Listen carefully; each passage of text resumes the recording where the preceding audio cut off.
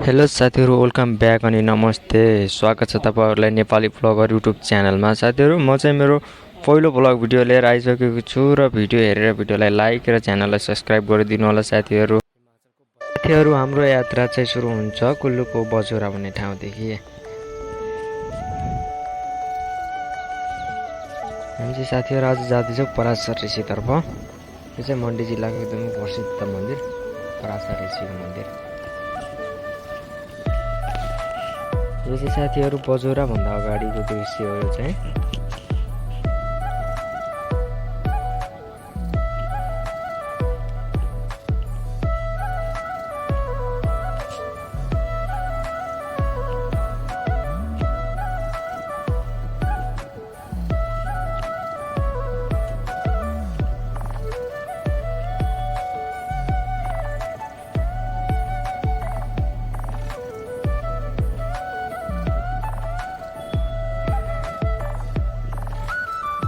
साथीहरू, केही बिरको यात्रापछि चाहिँ हामी अहिले मन्डी जिल्लाको कान्डी भन्ने ठाउँमा आइपुगेका छौँ र यो ठाउँमा आइपुग्दाखेरि चाहिँ साथीहरू एकदमै धेरै लालीगुराँस फुलेको अनि हामी चाहिँ रुकेको थियो चिया नास्ताको लागि। अनि एकदमै नेपाली जस्तो चिसो हावा चल्ने ठाउँ।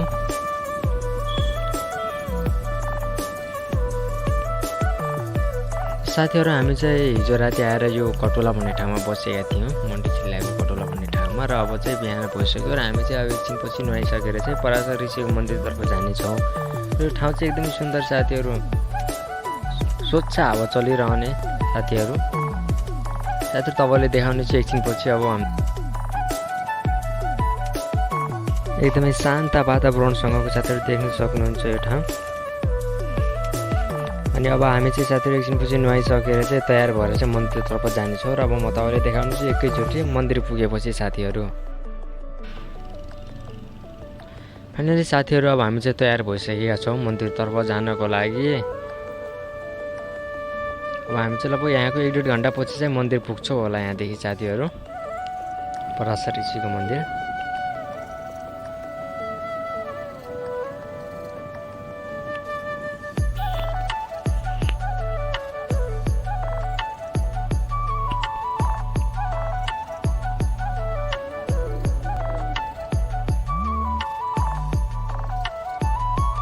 फाइनली साथीहरू, हामी चाहिँ अहिले आइपुगेका छौँ पराशर ऋषिको नजिकै, यस मन्दिरको नजिकै आइपुगेका छौँ। र देख्न सक्नुहुन्छ यहाँ चाहिँ गाडीको एकदमै लामो लाइन छ र यतातिर चाहिँ ऋषिको मन्दिर। अनि अहिले चाहिँ हामी तल बाटोमै छौँ। आज यहाँ चाहिँ विशेष मेला लाग्ने भएको हुनाले यहाँ चाहिँ एकदमै भिड रहेको छ साथीहरू, कि गाडीहरूको एकदमै लामो लाइन र मन्दिरमा पनि मान्छेहरू एकदमै धेरै। देख्नुहुन्छ यहाँ चाहिँ एकदम टाढा टाढासम्म हिमाल देखिएको दृश्य अनि हावा चलिराख्ने ठाउँ, पहाडको ठाउँ, एकदम चिसो हावा चलिराख्ने साथीहरू। र यो मन्दिरको बारेमा चाहिँ साथीहरू धेरै यहाँको साथीहरूले चाहिँ एकदमै धेरै बताउने गरेका थिए र मैले पनि आफ्नो ब्लग यहीँदेखि सुरु गरौँ भनेर। साथीहरू, अहिले चाहिँ हामी जाँदैछौँ मन्दिरको तर्फ अगाडि।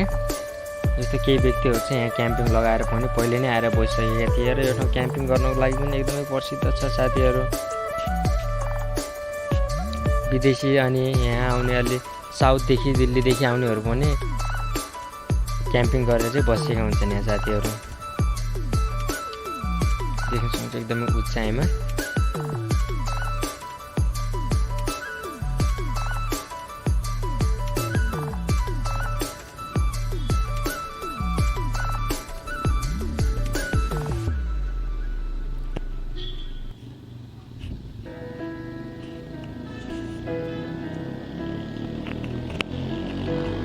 अनि साथीहरू, अब हामी चाहिँ नजिकै पुगिसकेका छौँ, लगभग मन्दिरको नजिकै पुगिसकेका थियौँ। यहाँदेखि चाहिँ पराशर झिल चाहिँ यहाँदेखि देखिन्छ। अलिकति टाढा छौँ हामी चाहिँ, भनेपछि मन्दिरको यो नजिकै आइपुगेका छौँ गेटदेखि भित्र। र मेरो साथीको भनाइअनुसार चाहिँ यो बिचमा रहेको ताल चाहिँ वरिपरि घुम्ने गर्छ, तर स्थानीयहरूले चाहिँ कहिले पनि आफ्नो आँखाले घुमेको देख्दैनन्, तर अलग अलग ठाउँमा पनि हुन्छ। त्यो मैले फोटोमा पनि राखिदिएको छु। यो अलग अलग फोटोमा अलग अलग ठाउँमा देखिएको छ यो ताल चाहिँ, बिचको दीप। यहाँको व्यक्तिले चाहिँ यसलाई दीप भन्दो रहेछन्। र म तपाईँलाई अब मन्दिरको नजिक गएर हामी तालको पूजा गर्नेछौँ, त्यसपछि मन्दिरको पूजा गर्नेछौँ र विस्तृत रूपमा देखाउनेछु तपाईँहरूलाई साथीहरू।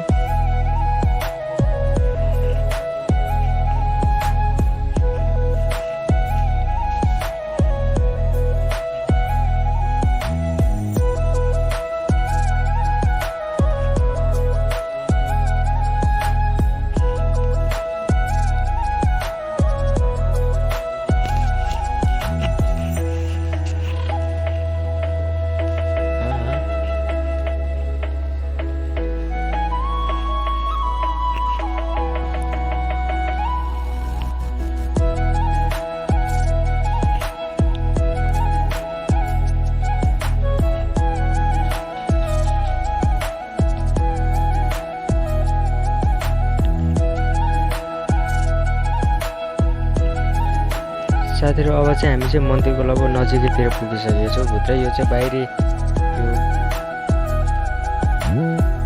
पूजा गर्न आएका व्यक्तिहरूको लागि बस्नको लागि, जुत्ता चप्पल राख्नको लागि, खाना खानको लागि बनाइएको घर यो चाहिँ। त्यतिर देख्न सक्नुहुन्छ आज मान्छेको कति धेरै भिड छ यहाँ पूजा गर्नेहरू। आज चाहिँ मेला लाग्ने के मेला त्यो चाहिँ थाहा भएन, तर आज चाहिँ मेला लाग्दो रहेछ। र साथीहरू आज चाहिँ हामी जाँदैछौँ तालको तर्फ पूजा गर्नको लागि। पहिला हामी चाहिँ यो तालको पूजा गर्नेछौँ अनि त्यसपछि बल्ल ऋषि पराशर ऋषिको मन्दिरभित्र पूजा गर्नेछौँ साथीहरू। यो ताल चाहिँ साथीहरू पराशर ऋषिको अस्त्रबाट बनेको चाहिँ भन्ने यहाँको स्थानीयको चाहिँ भनाइ छ। पराशर ऋषिले आफ्नो अस्त्र यहाँ चाहिँ प्रहार गरेपछि चाहिँ बल्ल बनेको अरे साथीहरू, देख्न सक्नुहुन्छ। अब हामी पनि यस तालको पूजा गर्नेछौँ र पूजा गरिसकेर फर्केपछि चाहिँ बल्ल मन्दिरको साथीहरू। अब म चाहिँ यस तालको चाहिँ पूजा गरिसकेर फर्किसक्यौँ हामी चाहिँ।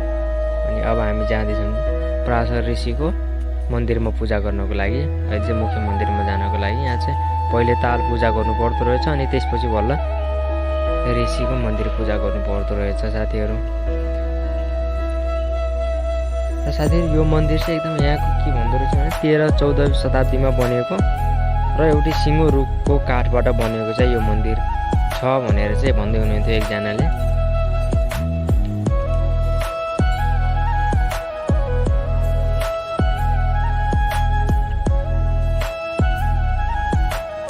अब हामी चाहिँ जाँदैछौँ मन्दिरको मुख्य द्वारमा। यो चाहिँ मन्दिरको मुख्य गेट रहेको छ। अब हामी चाहिँ यहाँदेखि भित्र जाँदैछौँ र पूजा गर्नेछौँ ऋषिको।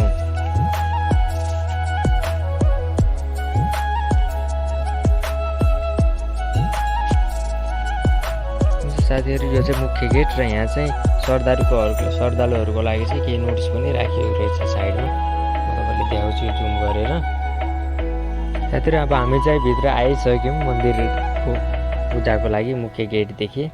देख्न सक्नुहुन्छ कति धेरै भिड रहेको छ यहाँ पूजा गर्नको लागि।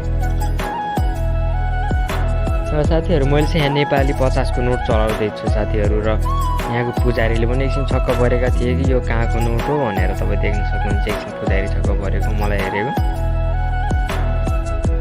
कि मैले चाहिँ दानपेटीमा 50 को नोट नेपाली पैसा राख्दाखेरि छक्क परेका थिए कहाँको नोट भनेर। देख्न सक्नुहुन्छ यो चाहिँ भित्री भाग हो श्रद्धालुहरू बस्नको लागि र खाना आफूले ल्याएका खानाहरू खानको लागि चाहिँ र फोटो खिच्नको लागि पनि बनाइएको काठदेखि घरहरू देख्दै। यो पनि एकदम पुरानो मानिएको छ साथीहरू, देख्न सक्नुहुन्छ। फोटो खिच्दै कोही आराम गर्दै भित्र कोठाभित्र चाहिँ खाना खानेहरू छन् कोही। यो चाहिँ मेन मन्दिर छ साथीहरू पराशर ऋषिको मन्दिर चाहिँ यही नै हो मुख्य मन्दिर। र साथीहरू हामी चाहिँ फोटो पूजा गरिसकेर अब हामी चाहिँ यहाँ देवताको मिलन हुँदो रहेछ साथीहरू केही परको ठाउँमा चाहिँ। र हामी चाहिँ त्यही पर ठाउँमा जाँदैछौँ देवताको मिलन हेर्नको लागि पूजा गरिसकेर।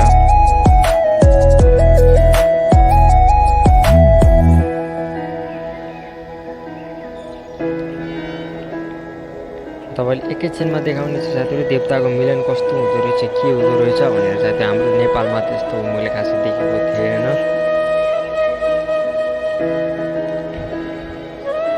देवता मान्छेहरू देवता हुँदैनन् भगवान् हुँदैनन् भने, तर हिमाचलमा आएर एकचोटि देवताको मिलन देवताको नाच हेरेपछि चाहिँ साथीहरू त्यो मान्छेलाई पनि अवश्य विश्वास लाग्छ कि साँच्चै भगवान् हुँदो रहेछन् भनेर साथीहरू।